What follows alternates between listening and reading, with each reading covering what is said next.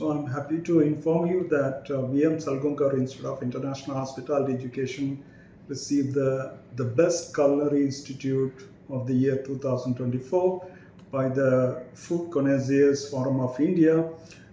This forum has the leading legendary chefs and many hoteliers are members of this, and out of 100 institutes, we are the one selected by this forum as the best culinary institute, and it's a proud moment for us. And I dedicate this award to every member of EMS IIHE family.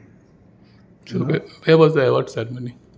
This award ceremony took place in Delhi at the Leela Ambience Convention Hotel on the 12th of I'll repeat that again. Yeah. This award ceremony took place at the Leela Ambience Convention Hotel in Delhi on the 12th of September. Award was handed over to me by the legendary chef Manjeet Gill. He was a former corporate chef of ITC Hotel, along with Chef Kunal. He is a celebrity chef.